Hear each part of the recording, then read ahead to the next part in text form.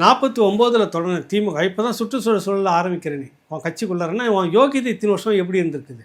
ஆனால் இது தொடக்கத்திலிருந்தே வந்துட்டு மலைகளுக்கான ஒரு மாநாடு, மலைகளுக்கு பற்றி பேசுறது, ஆற்று நீரை வந்து எப்படி பக்குவப்படுத்தி எப்படி வச்சிருக்கணும், ஆற்று நீர் இன்னைக்கு இல்லை, மணல் கொல்ல போச்சு, தண்ணி கீழ் மட்டத்துக்கு போச்சு, மேலே தோண்டி குடிச்ச இடம்லாம் இன்னைக்கு இல்லை, 1000 அடி 200 2000 அடின்னு போயிட்டு இருக்குது.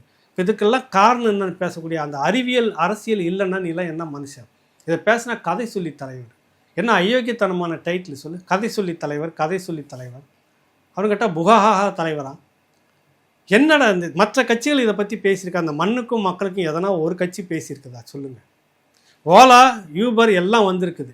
தமிழ்நாடு அரசே நீங்கள் அதை இவங்க சொல்கிறாங்க, நாம் தமிழர் சொல்கிறாங்க, இந்த அரசே ஏற்று நாங்கள் வந்தால் இதை வந்து நாங்களே எடுத்து நடத்துவோம், அதிகபட்சமான கமிஷன் இல்லை, ஓட்டுநருக்கு பலன் அளிக்கிற மாதிரி இருக்கும், நாம் தமிழ்நாடுக்கும் ஒரு வருமானம் வரும். உங்களுக்கு அவ்வளோ வசதி இல்லையா? ஒரு ஆப்பை நீங்கள் உருவாக்கி அதன் மூலமாக ஓட்டுநருக்கெல்லாம் கொடுத்து இதை தான் கட்டாயம் தமிழ்நாட்டு வருவாய் இதில் வரும், எத்தனை லட்சம் எத்தனை ஆயிரம் கோடி எடுத்துகிட்டு போகிறேன் யாருன்னே தெரியாது.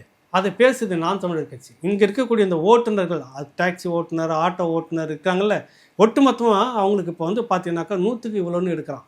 30 ரூபாய்க்கிட்ட ஏதோ போகுது போல. 10 ரூபா தான் எடுக்கணும் அரசு தரப்பில், மீதியெல்லாம் ஓட்டுநருக்கு லாபம். ஓட்டுநருக்கும் சந்தோஷமாக இருக்கும், அரசுக்கும் 10% வருதுல்ல. டாஸ்மார்க் வருமானத்தோட கூட வரும்ல இதில் உங்களுக்கு.